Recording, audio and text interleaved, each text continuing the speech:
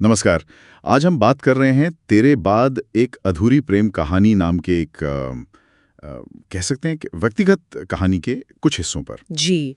और ये कहानी हमें ले जाती है प्यार, उसके खोने का दर्द और वो यादें जो कभी मिटती नहीं उनकी दुनिया में। हाँ, तो आज हम कोशिश करेंगे कि इस कहानी के जो भाव हैं, जो उतार-चढ़ाव हैं, उनको थोड़ा समझें, उनकी गहराई में जाएं। और इसकी शुरुआत ही देखिए कितनी दमदार है। एक लाइन है कि सच्चा प्यार अगर जन्नत है तो उसका खो जाना जहन्नुम से भी बुरा है। बिल्कुल, ये एक लाइन ही मतलब पूरी कहानी का मूड सेट कर देती है ना? सही बात है। यहीं से पता चल जाता है कि आगे कितना गहरा भावनात्मक सफर होने वाला है। तो कहानी हमें ले जाती है कॉलेज के दिनों में, लाइब्रेरी, पहली मुलाकात। हाँ, और लिखने वाले ने कहा है, सादगी में सजा हुआ चेहरा, बिल्कुल चुप पर आंखों में बहुत कुछ। ये आंखों में बहुत कुछ वाली बात है ना, मुझे लगता है यहीं से वो कनेक्शन शुरू होता है जो शायद मतलब शब्दों का मोहताज नहीं होता। बिल्कुल, एक खामोश शुरुआत और फिर धीरे धीरे वो रिश्ता कैसे पनपता है। वो मुस्कुराहटें, हाँ, देर रात की वो फोन कॉल्स, हाँ। साथ में घूमना और वो बारिश का जिक्र भी है। हम एक दूसरे की दुनिया बन गए। हम्म। ये सिर्फ नजदीकी नहीं है, ये एक तरह से घुल मिल जाना है। हाँ, एक दूसरे में बस जाना। लेकिन फिर जैसा कि अक्सर होता है, जिंदगी सीधी नहीं चलती। एक मोड़ आता है, परिवार की नामंजूरी। जी। कहानी बताती है कि लड़की ने कोशिश तो की, लड़ी भी, पर शायद हालात ऐसे बने कि वो हार मान लेती है और वो कहती है, मुझे माफ कर देना, मैं अब नहीं लड़ सकती।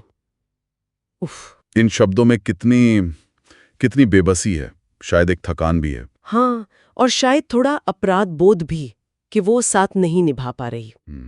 ये शब्द रिश्ते का अंत तो करते हैं, पर कहानी का दूसरा हिस्सा शुरू करते हैं। वो हिस्सा जिसे तेरे बाद कहा गया है। जी, विरह का दौर, यादों का सिलसिला। वो कहते हैं ना, अब हर जगह तेरा चेहरा दिखता है। ये सिर्फ याद आना नहीं है शायद। नहीं, ये शायद ऐसा है कि वो इंसान गया ही नहीं, उसकी गैर मौजूदगी इतनी भारी है कि वो हर जगह मौजूद लगती है। बिल्कुल, और वो यादें भी कैसी हैं, एकदम ठोस, जैसे तकिए के नीचे उसकी मौजूदगी महसूस होना। हाँ, पुराने कॉल रिकॉर्ड्स में हंसी सुनना और वो अनपढ़े मैसेज, ये बात मुझे बहुत अजीब लगी। अनपढ़े मैसेज क्यों नहीं पढ़े गए होंगे? क्या डर था कि सच सामने आ जाएगा? या शायद उन मैसेजेस को न पढ़कर उस रिश्ते को कहीं ना कहीं जिंदा रखने की कोशिश, एक उम्मीद।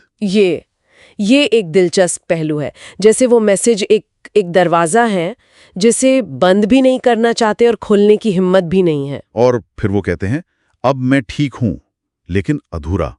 ये कैसी कैफियत है, ठीक भी हैं और अधूरे भी। मतलब शायद दुनिया के लिए ठीक है, काम चल रहा है, जिंदगी चल रही है, पर अंदर जो खालीपन है वो भरता नहीं। वो अधूरापन रह जाता है। हाँ, और इसी अधूरेपन के साथ वो ये भी मानते हैं कि तू नहीं रही पर तेरा प्यार अब भी जिंदा है मुझ में। प्यार खत्म नहीं हुआ, मतलब इंसान चला गया पर प्यार रह गया, यादों में, एहसास में। और यहीं पर वो आखिरी लाइन आती है जो शायद सब कुछ कह देती है, क्योंकि मेरी मोहब्बत आज भी तेरे बाद रुकी हुई है। रुकी हुई मोहब्बत, इसका क्या मतलब निकालें? क्या जिंदगी रुक गई है या वो प्यार वहीं ठहरा हुआ है? ये दोनों हो सकता है ना? हो सकता है वो आगे नहीं बढ़ पाए, या ये भी हो सकता है कि ये उस प्यार की गहराई है, उसकी शिद्दत है जो वक्त के साथ कम नहीं हुई। एक तरह की वफा भी। और एक तरह का भावनात्मक ठहराव भी। बिल्कुल। तो इस कहानी से यही समझ आता है कि खोया हुआ प्यार सिर्फ एक घटना नहीं है, वो इंसान के वजूद का हिस्सा बन जाता है। हाँ, और यादें सिर्फ गुजरा हुआ कल नहीं होती, वो आज पर भी असर डालती हैं।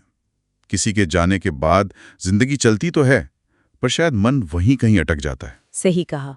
और ये कहानी शायद इसीलिए इतनी रिलेटेबल है, क्योंकि प्यार, जुदाई, यादें, ये अनुभव बहुत से लोगों ने महसूस किए होंगे।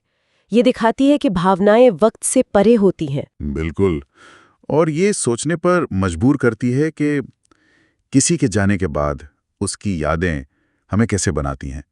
क्या वो हमें अतीत में कैद रखती हैं या हमें एक नई शक्ल देती हैं?